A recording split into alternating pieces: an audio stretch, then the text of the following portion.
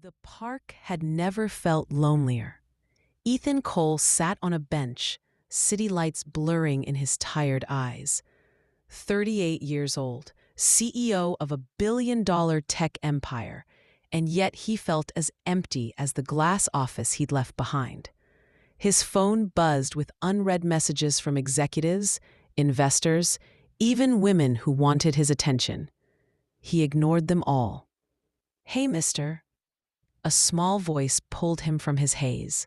A girl, 6 or 7 years old, with two uneven braids and a stuffed bear under her arm, studied him with fearless curiosity. "You look sad," she said matter-of-factly. "Want to meet my mommy?" Ethan raised an eyebrow, startled. "Your mommy?" She nodded, pointing toward a glowing food truck at the edge of the park. "She makes sandwiches. She says food makes sad people better."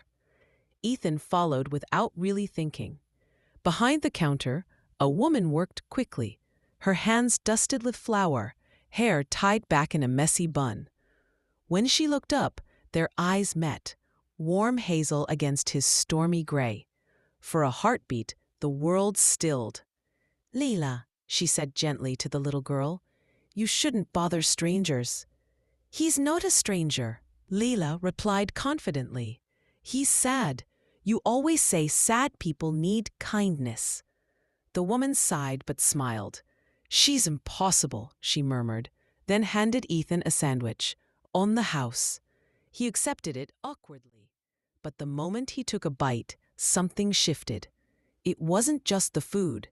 It was the way she looked at him. Not as a CEO, not as a man with power, but as someone who mattered. Someone human. That night, Ethan returned to his penthouse with an unfamiliar warmth in his chest. And the next evening, he found himself back at the park.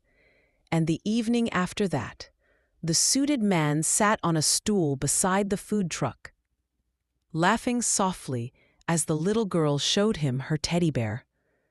Clara, as he learned her name, flipped sandwiches inside the truck, glancing at him through the window with a shy smile.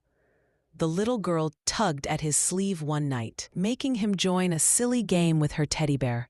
He bent awkwardly, laughing despite himself. Clara's face softened as she watched his hidden gentleness. The food truck's shutters closed late one night. Clara leaned against the counter, apron off, her hair loose around her shoulders, exhaustion in her eyes. Ethan stood close, sleeves rolled, his tie undone, their gazes locked in a moment of quiet intimacy, while Lila slept nearby on a bench. They shared stories on the food truck's back step, voices low under the glow of a streetlight. Clara spoke of her struggles, her eyes shadowed with memories of loss. Ethan listened, unguarded for the first time, his loneliness spilling into the night. As days passed, Ethan helped Clara's truck. He brought in ideas, drawing more customers, while Clara watched warily but couldn't deny his sincerity. Leela giggled, handing out napkins proudly. One evening, Clara reached for a box inside the truck and stumbled. Ethan caught her at the waist, their faces inches apart. She froze, flushed, while he gazed at her with quiet intensity. The moment lingered, fragile and charged. But the warmth of their little world shattered when paparazzi found him. Bright flashes lit the park as reporters swarmed the truck. Ethan instinctively shielded Clara and Leela, pulling them close. Clara's face was tense with fear. That night, Clara pulled away.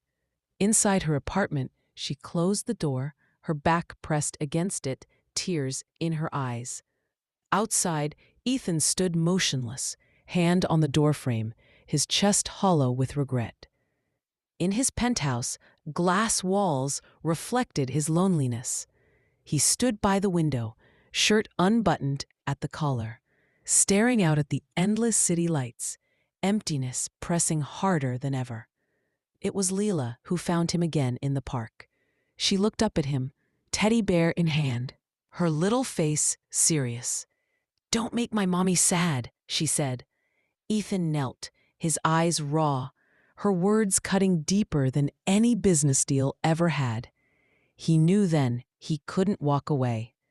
One afternoon, as reporters swarmed again, Ethan stood in front of the food truck. His voice rang firm as he defended Clara and Leela openly, refusing to let the world reduce them to a headline.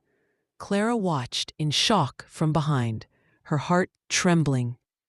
When he finally turned toward her, her hazel eyes were filled with tears.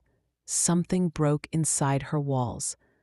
Under the golden glow of the food truck's lights, Ethan pulled Clara into his arms. She hesitated for only a moment before melting into his kiss.